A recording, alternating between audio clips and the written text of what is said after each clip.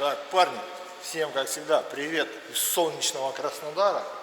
Даже несмотря на то, что на улице идет дождь. Краснодар все равно всегда остается солнечным. Так, смотрите, приехал, только что загнал я автомобиль. Octavia 7. Так, год у нас 15, пробег 193 937. Ну, практически 194 тысячи. Значит, со слов владельца, говорит, часто он ездит по, ну так скажем, неровным дорогам. И говорит, в последнее время заметил, что, ну примерно с его слов, опять же, в передней правой стороне появился какой-то глухой стук. Ну да, вот 193 937 пробег. Я уже попросил второго механика, он так открывал дверь, так за крышу шатал. Я сразу, ну когда такие обращения, я сразу стараюсь, прежде чем поднимать автомобиль на подъемнике, прошу второго механика, чтобы он пошатал. В первую очередь я проверяю стойки стабилизатора, потому что бывает такое, что когда ты автомобиль поднимешь на подъемнике, именно на двухстоечном, бывает такое, что, ну, когда подвеска разгружается, и вот этот именно звук, он может пропасть. И, ну, как знаете, некоторые так берут снизу, шатают. Повторюсь, в очень редких случаях так можно не найти стук. Вот я вам сейчас попробую продемонстрировать, поставлю камеру, а сам автомобиль немножко пошатаю. Твой дом Трубаша пошатай. Твой дом Трубаша. Давай пошатай. Тихо.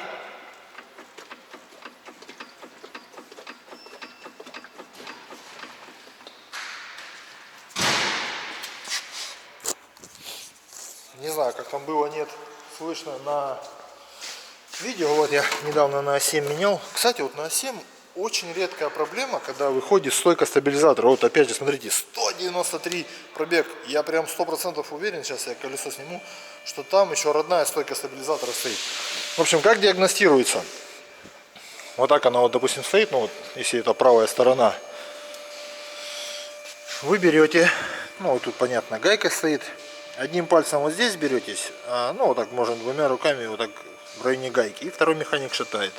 Если вы вот именно вот здесь, где вот этот шарик сам, ощущаете, ну, так сказать, какая-то вот этот стук, либо люфт, ну, значит стойка стабилизатора. Ну это на нагруженную. А если на поднятом, ну вот так в руку упираете и тоже вверх-вниз пытаетесь, либо вот так вот. Здесь беретесь и туда-сюда. Ну, как бы, когда берете здесь и вот так туда-сюда, если стучит, то это уже очень сильно разбито. В основном, если она еще не сильно разбита, вот, если она еще не сильно разбита, то, ну, именно вот так туда-сюда, люфта может и не быть. Ладно, сейчас снимаю колеса. Выставляю на подъемник, подниму, попробую на, как сказать, на вывешенную подвеску. Будет стучать? Нет, ну хотя стук довольно-таки хорошо, отчетливо слышен. А, еще какая беда. Я ту стойку стабилизатора проверил, и эту. И это как будто тоже стучит. Но такой нюанс, этот стук может передаваться по стабилизатору от той стойки. Поэтому, ну там я конкретно чувствую прям люфток этот, когда стук идет. А здесь я чувствую такой, знаете, какой-то, ну как это с вами бесить, чуть другой такой, как бы, люфток, что ли. Поэтому я сейчас сначала поменяю ту стойку, потом снова опущу автомобиль и еще раз, ну, приглашу какого-нибудь второго механика, чтобы он пошатал. Потому что, повторюсь, бывает такая беда, что передается по стабилизатору. Но не факт, что эта стойка тоже немножко создает какой-то звук, потому что, ну, почти 200 тысяч пробега, уже естественный износ. Вообще в идеале на таких больших пробегах, конечно, менять уже парно, потому как вот я сейчас ту сторону поменяю, не факт, что там условно через 5-10 тысяч застучит и с этой стороны. Поэтому если хотите с первого раза и чтобы вот прям поменял и забыл, меняйте, опять же, на больших пробегах меняйте сразу парно такие детали. И менять надо сама стойка. И, ну, я не знаю, как не в оригиналах, как в заменителях. В оригинале стойка идет отдельно, гайки надо заказывать отдельно. Гайки у них, ну, опять же, на некоторых пишут заменить, на некоторых пишут не заменить, но, видите, в процессе эксплуатации все это ржавеет, поэтому гайка тоже подвержена коррозии, поэтому гайки желательно на таких деталях менять, даже если по технологии ремонта они, как сказать, не меняются. Но опять же делаю сноску на уже больших пробегах. Если вы там снимаете, допустим, вам надо открутить стойку стабилизатора на пробеге там 40-60 тысяч, и по технологии ремонта эта гайка не меняется, то ну, менять ее смысла нету. А если вы, как вот здесь уже, допустим, 200 тысяч, ну опять же, видите, это я говорю за Краснодарский край, здесь, как сказать, природные и погодные условия благоприятные. Здесь нету, как там в Москве, как в Питере, что там все гниет, жесть. Поэтому, ну, вот именно, что касается Краснодарского края, допустим, ну, до 100 тысяч там, при каких-то ремонтных работах, если, опять же, повторюсь, не требуется по технологии ремонта замена, допустим, болта или гайки, то можно не менять. Но опять же, если будет замена, то моя рекомендация лучше уже один раз захватить, поставить все оригинальное, качественное. Ну, кто хочет, там ставьте заменители. Я рекомендую ставить только оригинальные детали, потому как только оригинальные детали обеспечивают максимальный срок работы.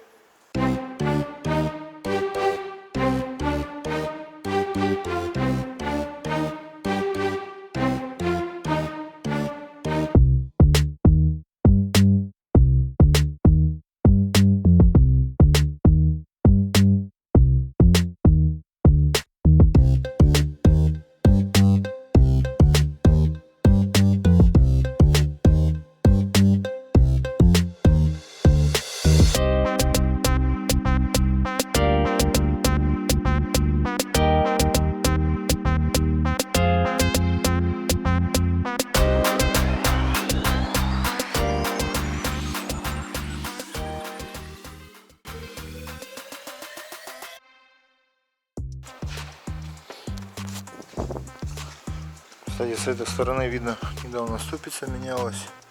Прям совсем недавно, еще даже ржи никакой нету. Вот видите, вот так вот влево-вправо.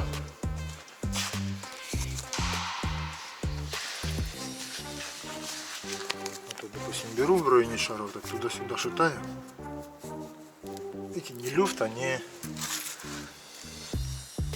ничего нету. Также сверху. Хотя она нагруженная, снизу прям стук конкретный был. Тихо.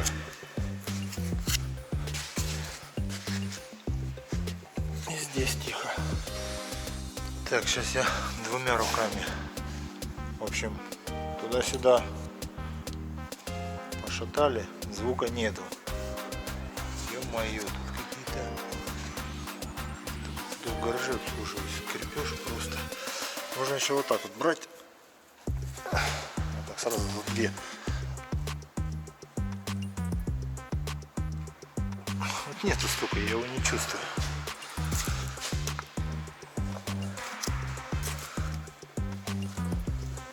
Тихо, тихо, тихо, не шатайся сильно.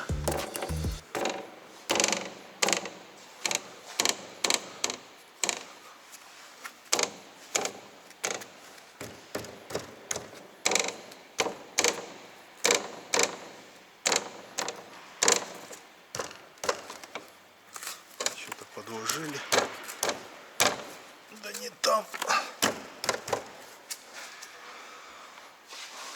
Вот такая вот, видите, ситуация.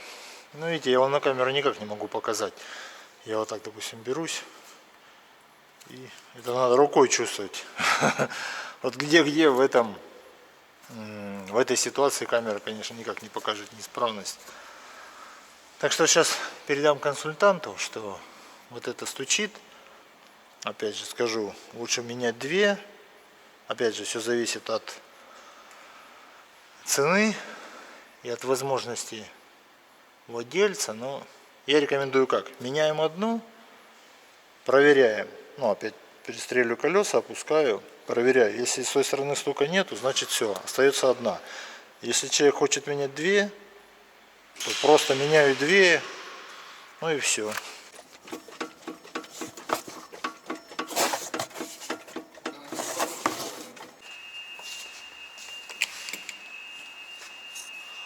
Все интересно получилось с данным автомобилем. Видите, я его вновь опустил, вновь пристрелил колеса, ну их моментом не затягивал, просто пекалем попристреливал на двоечке. Опять его снова, точнее, опустил его на, ну, чтобы при собственном весе. В общем, ну я вам показал, да, что стоечки не стучат. Начал более детально осматривать и смотрю, ну я сейчас подниму, опять покажу. В общем, вместе, ну, был удар в подрамник. И как раз удар был в том месте, где рычаг, ну вот здесь, где у него салимблок, рычаг же у нас вот так ходит. И как раз здесь салимблок, в том месте был прям удар, прям подрамник прижат к рычагу. Я думаю, блин, это что же может стучать? Взял молоток вот такой, взял вот эту ударную отвертку, еле-еле ее туда забил. В общем, сначала отверткой выровнял, потом взял вот такую монтажку, монтажкой, в общем, сделал все, ну, сделал там зазор, какой, в принципе, должен быть. Думаю, блин, опять, ну, также там и монтировку подставлял, пытался пошатать. Не могу, вот стука нету и все. Пристрелил колеса по-быстрому, опустил, опять пошел по залу второго механа, ну и я вам демонстрировал, да. Вот второй раз, когда уже прям отчетливо слышно вот это тук-тук-тук-тук такой.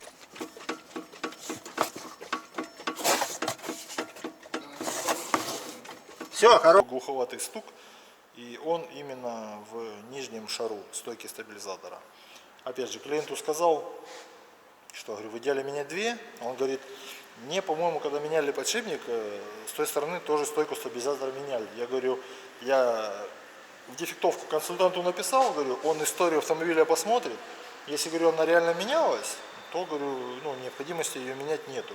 Если же она, говорю, еще с завода стоит, а пробег, я уже 3 раза говорил, да, 200 тысяч почти, то, говорю, в идеале такие детали, как сальные-блоки, там, амортизаторы, вот эти там втулки, стойки стабилизатора, в идеале, говорю, ну, не то, что в идеале, завод рекомендует менять данные детали попарно.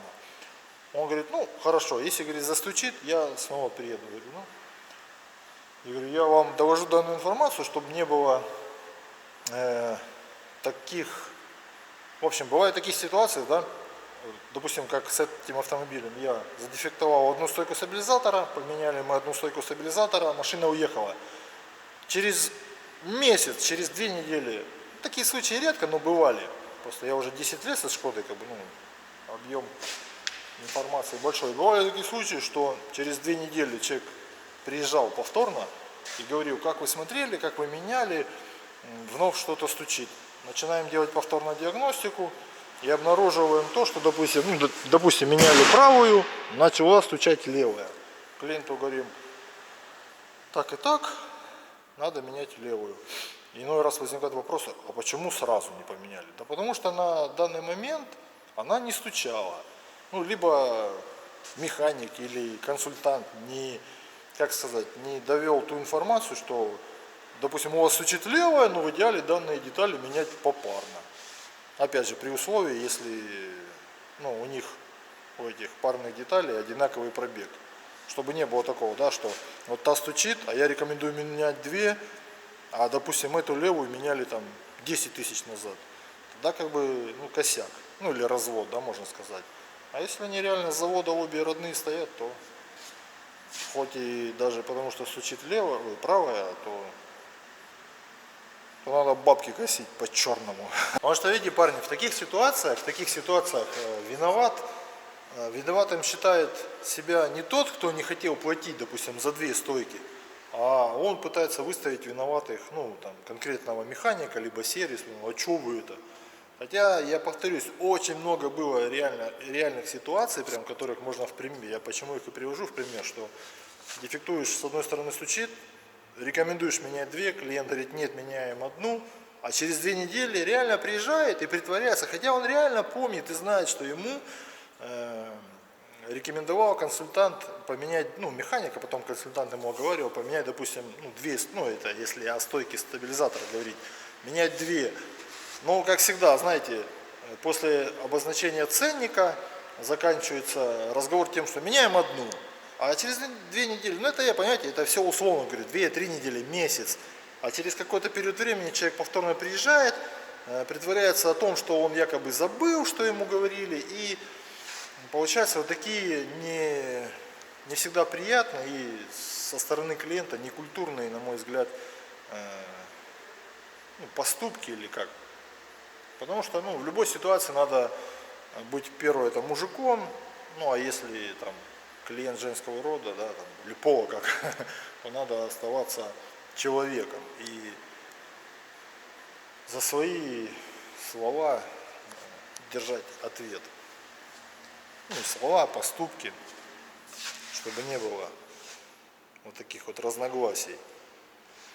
А то начинается, знаете, механик-то, допустим, помнит, говорит, да я ж там, типа, даже бывало случаи, подымали дефектовки, прям в дефектовках было, потому что дефектовки, закоснаряды, они, по-моему, 5 лет хранятся. И вот неоднозначно, здесь пока еще, слава богу, такого не было, в ключах реально были такие моменты, когда поднимают дефектовочную ведомость, консультант идет там на склад, где там эти закоснаряды хранятся, поднимаем закоснаряд, поднимаем дефектовку, написано прям моим почерком четко, сойка стабилизатора, допустим, передняя, заменить там стук, и стоит цифра 2 штуки, и кто в топе, у кого жопа в Porsche Cayenne сидит. Ну, по крайней мере, по этой стойке стаба, по резьбе, точнее, видно, что она очень давно не откручивалась.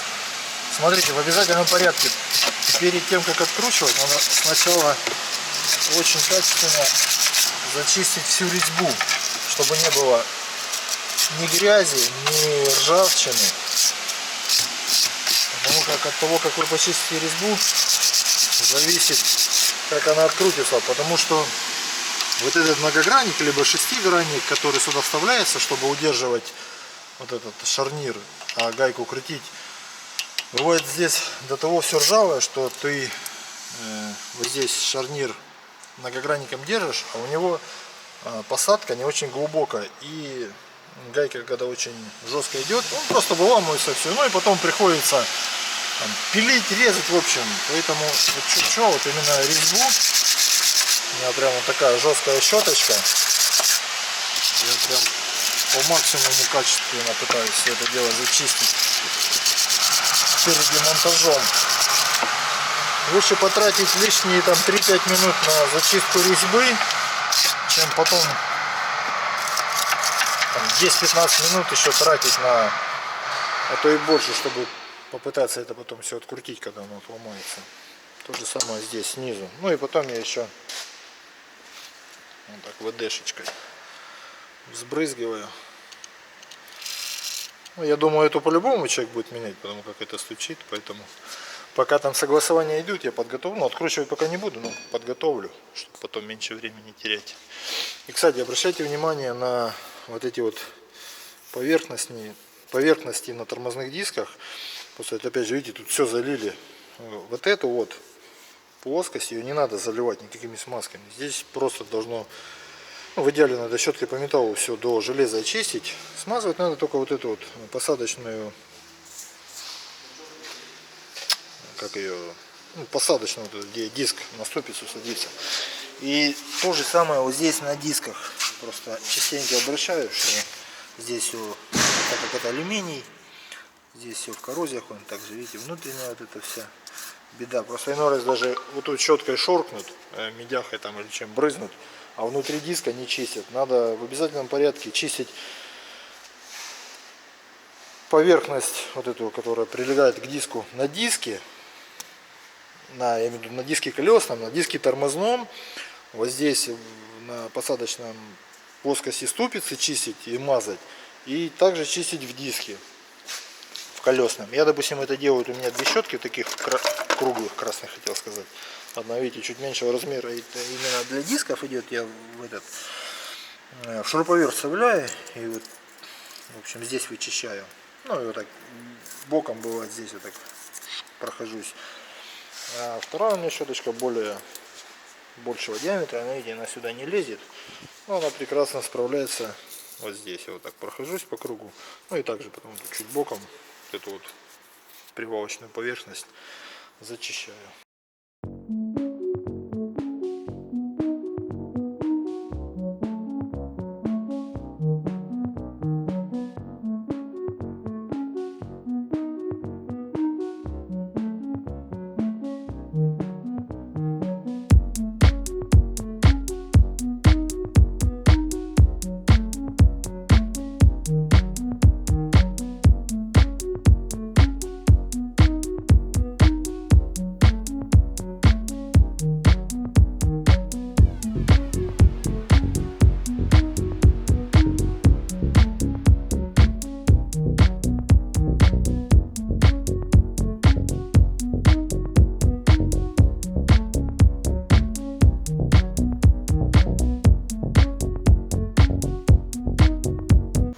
забывайте при данной работе использовать средства защиты глаз, потому как запасные глаза в кармане ни у кого не лежат. А то я вчера смотрю, механик болгаркой херачит, а защиту не одел. Соблюдайте правила техники безопасности. Кстати, я что-то ляси-баляси, а показать забыл показать, где было замято. Ну тут еще защита такая. В общем, смотрите, вот кусок подрамника и вот кусок подрамника. И условно вот сюда был удар. И вот этот тут кусок подрамника, он, ну тут видно, я отвертку забивал. Вот это рычаг. Он, тут даже вот ноготь нельзя было засунуть, я вот здесь еле-еле отвертку забил. Вот видите, с этой стороны тут, ну практически вот палец, да, влазит. А там было прям в упор. Поэтому я думал, как раз же у нас рычаг вот такой. Думаю, возможно, это подрамник, поэтому пришлось вновь все опускать и заново все пробовать. Ну что, пошла жара, получил тягу. Кстати, тяга, видите, если раньше вот такие шли, как типа как штамповка или как она, а сейчас вот такие идут круглые. Тяга одна, тут все-таки меняли, гайки две. Артикул, если не забуду, вставлю. Так, теперь берем пикалет. Надо ж еще подобрать, по-моему, шестерка тут, многогранник М6. Да, М6. Ну, условно, смотрите, если вы собираетесь тягу менять на новую, ну вот как я сейчас, то можно пользоваться и для ее откручивания, и пневмопистолетом, но только для откручивания. Если вы тягу снимаете для какого-либо ремонта, то откручивать ключом, и обязательно при откручивании и закручивании удерживать вот этот вот внутренний шарнир от прокручивания. Есть специальные ключи, но именно для Шкоды. Сейчас в процессе замены все покажу. Но так как мы это будем менять, поэтому я ее пистолетом попробую отстрелить.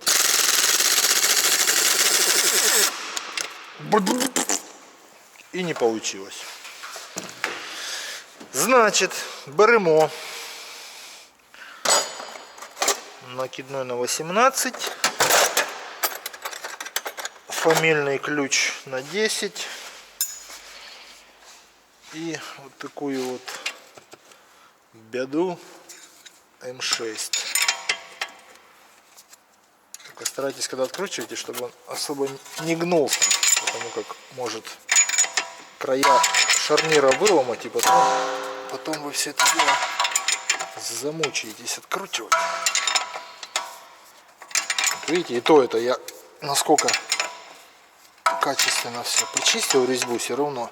Кстати, гайки, я посмотрел по технологии ремонта, гайки. Технология ремонта предписывает заменить, поэтому гайки новые.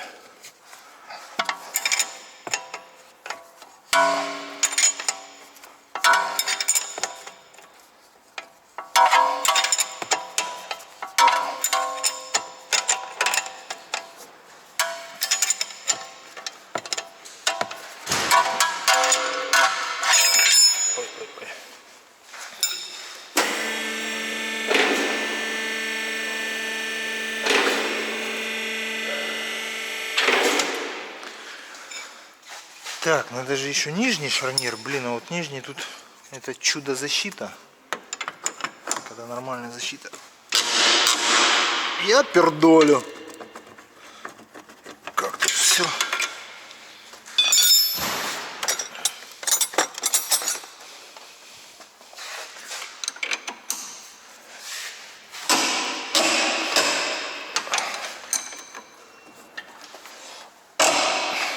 Поэтому такой звук, что он и стучит, этот шарнир именно.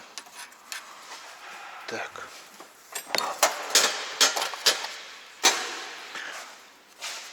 Чувствую, сейчас замена будет. веселый. Все это, скорее всего, сейчас сломается. И начнется, как всегда, процесс работы болгаркой. Так, я это дело не люблю, но иной раз приходится.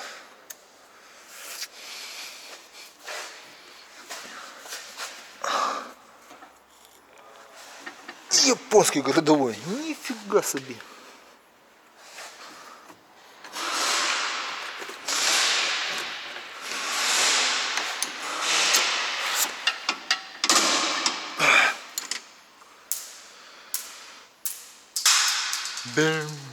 Бэм, как резиновая.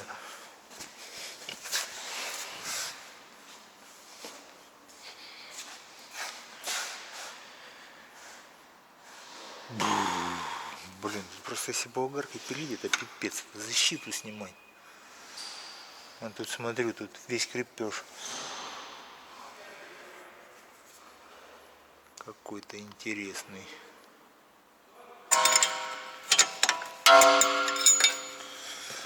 Так, верхняя практически открутилась. А вот с нижней придется разговаривать грубым языком. Потому как по-хорошему она не хочет.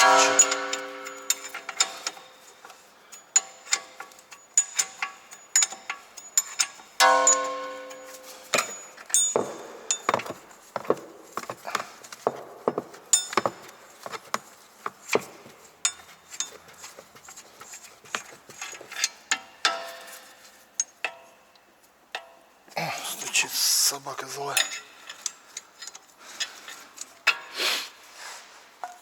А верхняя не хочет. Ой, нижняя. Тут еще, повторюсь, это суперская защита стоит.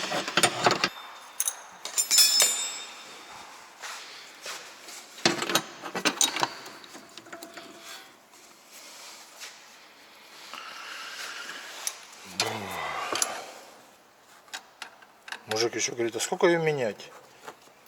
Я говорю, ну если нормально все пойдет, там 5 минут, говорю. Он говорит, что значит нормально пойдет? А вот то и значит, что ненормально уже идет. Так, пришлось мне демонтировать защиту, так как не хочет она никак идти. А пользоваться болгаркой у меня тоже большого желания нету, потому как, ну это искры сейчас. Я стараюсь болгарку уже прям в крайний момент применять. Кстати, вот смотрите, прям видно, как автомобиль эксплуатируется. Вот, надеюсь, видно. Опа. Залежи. На защите, смотрите, вон что творится. Защиту реально, вот из всего крепежа, вот смотрите, полный подрамник. Причем какое-то белое, я даже не знаю, что это за грязь такая белая. Тут уже все сломано. Какие-то подторксы стоят, тут все ржавое. Ну просто пипец. Ну, я вот не знаю, как так можно. Ну хотя бы при заменах масла маслом отработанным мазали бы. Ну, хотя как тут, там, кстати, вот это отверстие, возможно, через него меняют, но опять же, как фильтр меняют. Просто там, смотрю, не в, ну, все не в масле. Кстати, через вот это отверстие, типа, оно предусмотрено через него масло менять, но оно не совсем совпадает. Поэтому, если откручу через него, на защиту будет литься. В общем, хочу я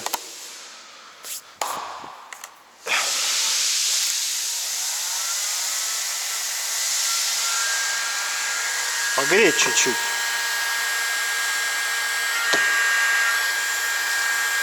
Пыльник уже не жалко.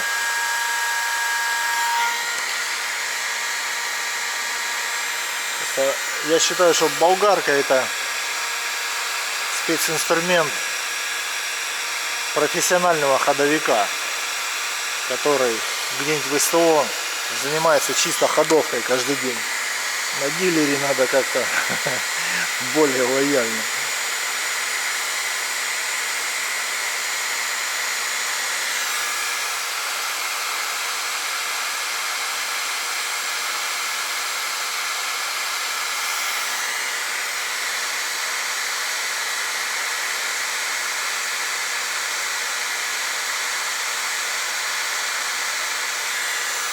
Кстати, вот таким макаром можно и тяги рулевые.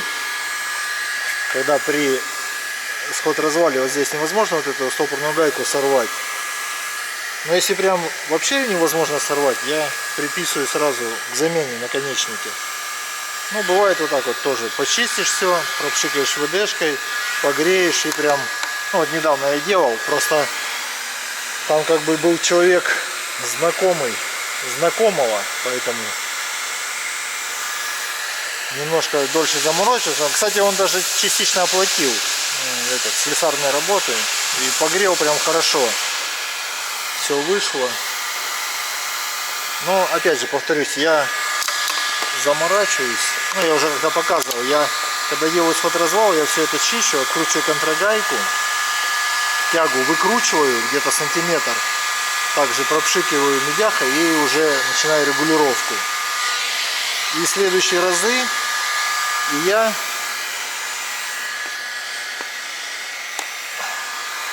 не мучаюсь, ну либо другой механик, кто будет делать такую процедуру, он не мучается. Так, кстати, ай-яй-яй, тяжелая. Хотя по факту получается, ну там на 10-15 минут я дольше развал делаю. Зато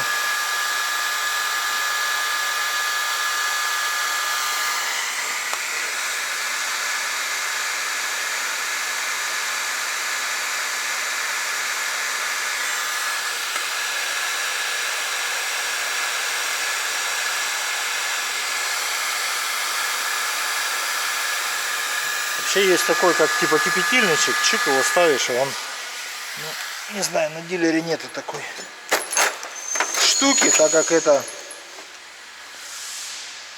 аппаратура более профессиональная.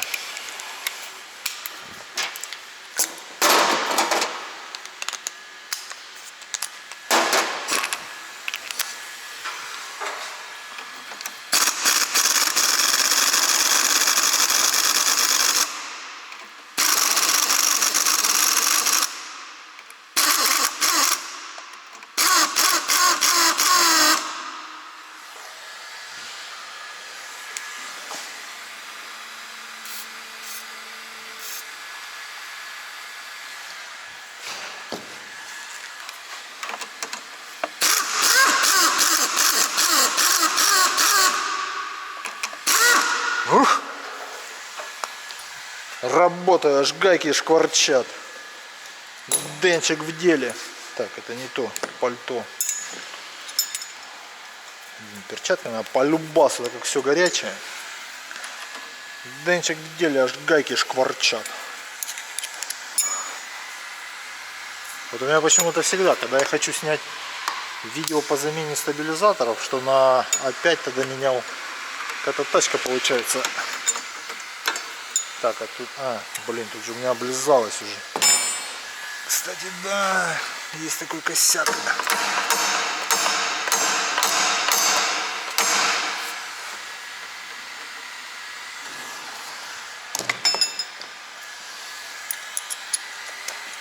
Косяк такой есть.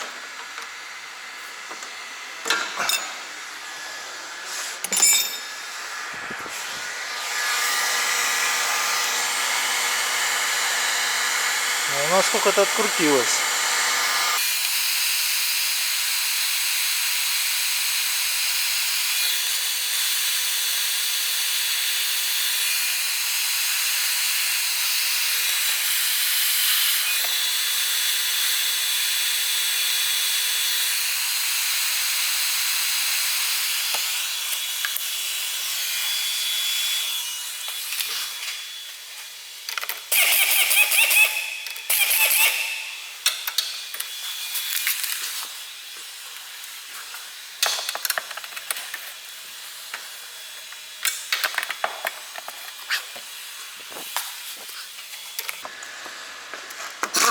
Ага, даже так. Даже так.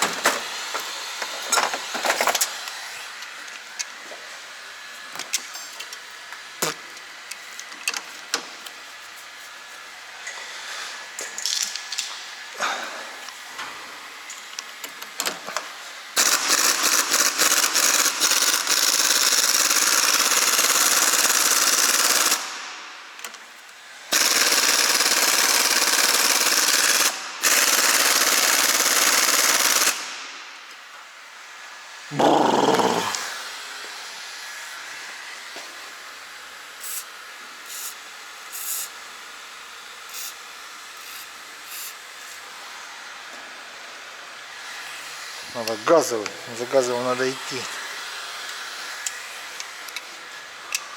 Чтобы тут хорошо взяться.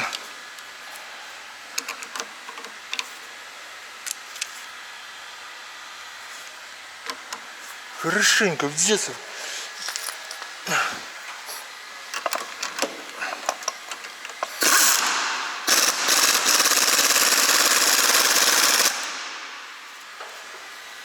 Гребаный.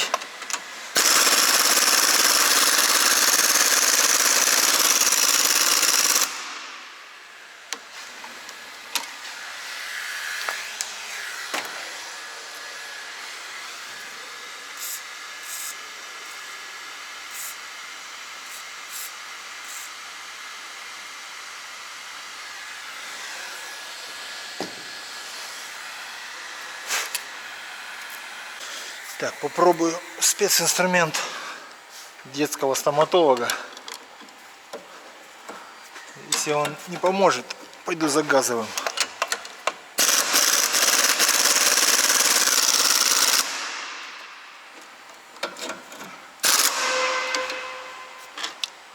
Нияк не хочет.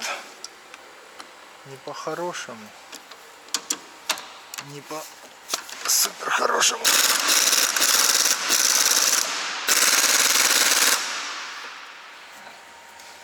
Собака злая.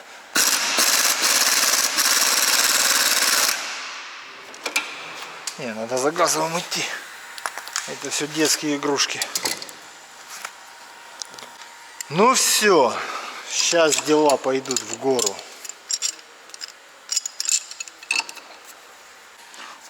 Так, парни, взял супер-мега ключ и потихоньку рукой. Пневмой очкова. Просто одной рукой, видите, надо держать. А пневмо ударный этот гибкий, который этот ударный боливар, его надо тоже придерживать, поэтому ну, в принципе, все идет. Я ее уже прогрел, пропшикал. Самое главное,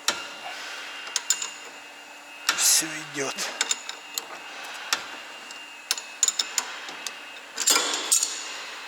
Фу, аж руки устали держать.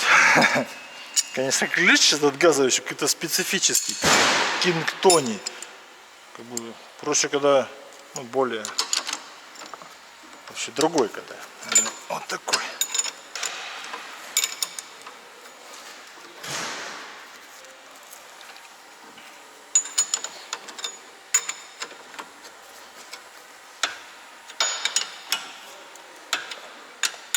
Конкретно.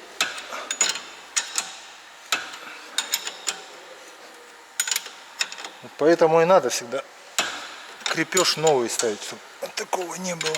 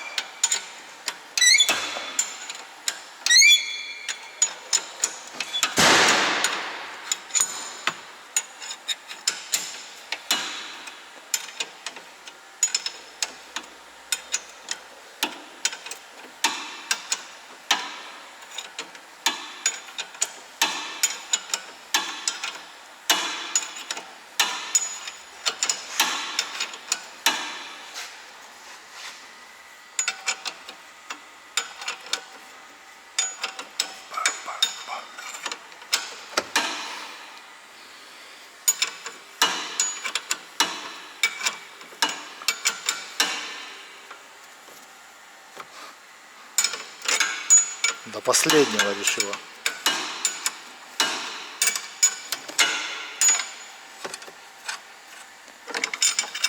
Тварина.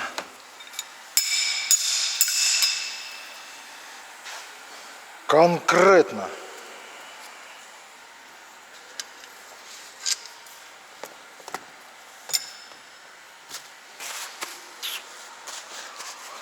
Все, видите, ничего не повреждено. Все как было, так и осталось.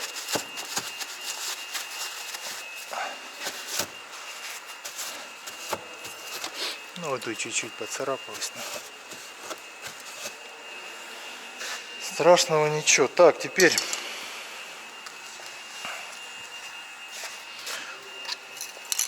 мажу все. Ну, я алюминькой мажу.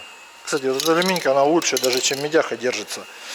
Так, что у нас? Фен остыл, уже можно его выключить. Кстати, имейте в виду, фен на горячую сразу не рекомендуется выключать. Все, резьбы пропшикал. Опа.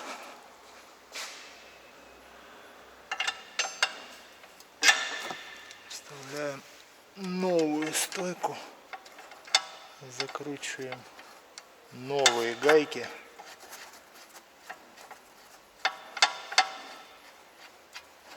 Старайтесь соблюдать технологию ремонта. Если написано заменить, значит надо менять.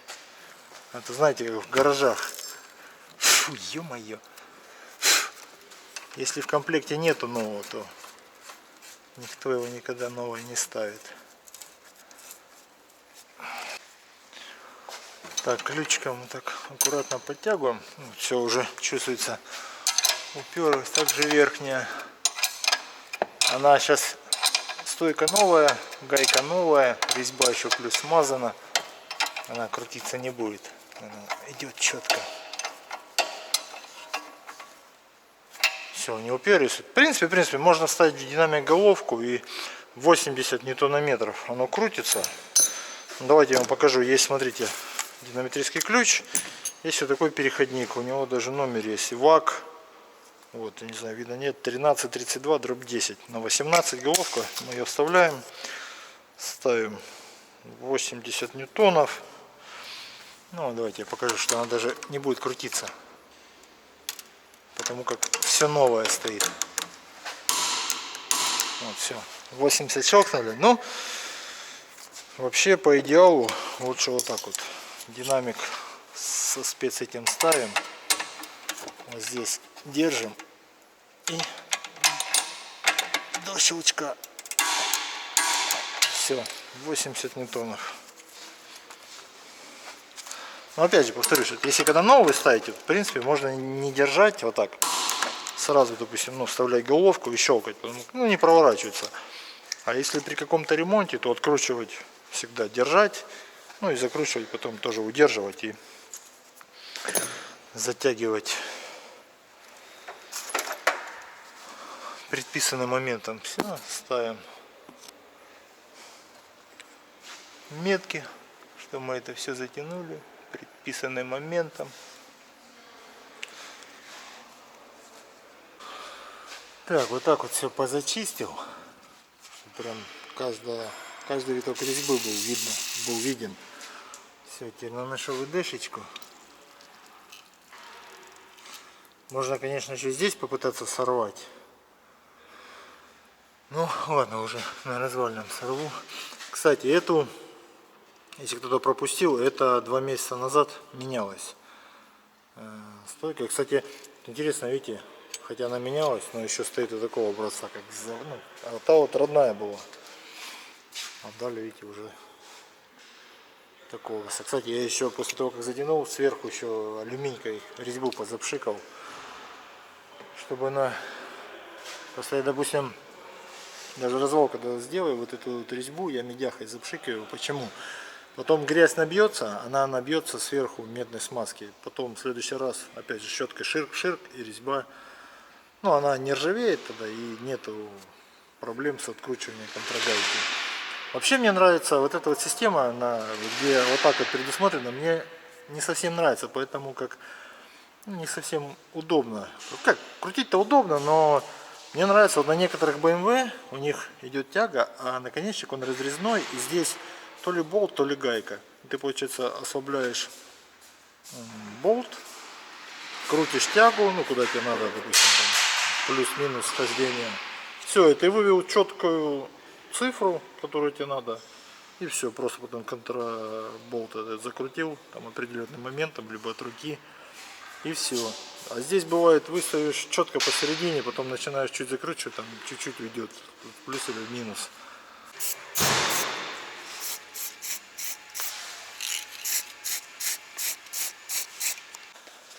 Так, парни, ну вот такая была сегодня одна из работ у меня по диагностике, как было заявлено клиентам, глухой стук в передней части автомобиля. Выполнил осмотр, потом сделал диагностику, определил неисправную деталь, порекомендовал, что заменить. Консультант с клиентом согласовали цену, деталь в наличии была, и выполнил замену. Конечно, замена не прошла как по маслу, но опять же, парни, 200 тысяч почти пробега, деталь отходила, ну, я считаю, достойный километраж. Тем более, я вам показывал, да, состояние машины. Автомобиль эксплуатируется, можно сказать, не в благоприятных условиях, потому как автомобиль, как я понял, рабочий, это организация. Поэтому, ну и по специфике работы данной организации, я так понимаю, что автомобиль в жестких условиях эксплуатируется. Но, несмотря на это, да, деталь отходила достойный пробег. Причем даже, видите, пыльники целые визуально. Ну, не визуально, вообще пыльники целые. Ну, это уже называется естественный износ. Как бы от этого никто не застрахован. Любая деталь в той или иной мере когда-то выходит из строя. Столкнулся я, да, с небольшой проблемой именно при откручивании нижней гайки. Повторюсь, ну, бывает, не все проходит как по маслу. Иногда приходится приложить немножко больше усилий для того или иного вида работ. Но все это все рабочие процессы, от этого никуда не деться. Конечно, кто-то может сказать, что да, что ты там выеживался, можно было сразу взять болгарку, там джин-джин, там 1,5-2 минуты, отпилил, запилил. Ну, для кого-то, возможно, так и проще. Лично я стараюсь болгарку использовать, ну вот прям все уже в самый последний момент, когда уже ничего не остается, вот только дергать чеку и взрывать себя, да. Поэтому вот именно я использую только в этот момент болгарку. Опять же, почему? Смотрите, во-первых, болгарка это инструмент повышенной опасности. Круг, повышенные обороты. Одно дело, да, пилить болгаркой где-то что-то, допустим, зажатое в тиски, там что-то надо отпилить, это одно. А на поднятом автомобиле, тем более не в удобном месте, где там то привод, то что-то мешает, в любой момент может, ну, одно малейшее там неправильное движение, диск может закусить. Сами понимаете, да, болгарка, высокие обороты, все. Тем более, я посмотрел, диск на болгарке уже маленький, поэтому я не стал сразу приходить к крайним мерам. Опять же, смотрите, сервис, да. Ну, это ладно, я сегодня там работал на посту. Допустим, вот если бы я здесь работал, рядом также работают механики, могут выполнять обслуживание либо ремонт других этих клиентских автомобилей, могут быть открыты окна, также механик может менять тот же топливный фильтр, может рядом стоять клиент, бывает даже не один, бывает даже с детьми клиенты стоят. Ремзона это зона повышенной опасности, поэтому вот это от болгарки летят, как они, искры, опять же плитка, оборудование, стены. Ну, одно дело, да, когда там какая-нибудь паровозная мастерская, где там вот такой слой мазута, ну там как бы здесь у дилера, говорю, поэтому да, это заняло немножко больше времени, ну буквально сколько там, ну 10 минут, может, да какой там 15, 10 минут я потратил, погрел, попшикал, погрел, ну единственное, просто лень было сразу идти за газовым ключом, надо было просто сразу идти за газовым ключом, не мучиться, ну, знаете, лень матушка она такая, надо раз одним не получилось попугаем, раз другим не получилось, ну ладно, схожу. Надо было просто сразу пойти взять газовый ключ, бац-бац и дело в топе. Так что, кто любит работать сразу болгаркой, те можете работать болгаркой. Я стараюсь сделать все максимально аккуратно и без, опять же, болгарка, да, это надо прям точечно, там чуть перепилил, чуть это, там стабилизатор задел, ну, различные нюансы. Просто я говорю, опять же, кто-то, да, приходит на работу, там, куда-нибудь на СТО, с утра взял болгарку и вечером ее положил, целый день там что-то пилит. Тут автомобили более-менее, ну, не более-менее, так скажу, в идеальном состоянии. Опять же, это Краснодарский край, это не Москва, не Питер, где все ржавое. Говорю, где механик, он даже не смотрит, там ключом крутить, не крутить, он просто, наверное, сразу берет болгарку и пилит. Ну, у тех, как бы, людей, у таких механиков квалификация с болгаркой, они там, наверное, рисовать болгаркой смогут, потому как я с болгаркой особо не дружу, потому как пользуюсь данным инструментом очень редко. Я последний раз не помню, когда я что-то пилил болгаркой, ну, металлическое. Поэтому я сделал так. Повторюсь, да, дольше, там, буквально на 10 минут дольше, зато без каких-либо возможных посторонних причин. Так что, парни, как всегда, обслуживайте свои автомобили правильно, используйте всегда качественные запчасти, соблюдайте, самое главное, читайте, чтобы знать, что да как, нюансов много, я имею в виду технологию ремонта. Всем счастливо, до новых ремонтов в солнечном Краснодаре.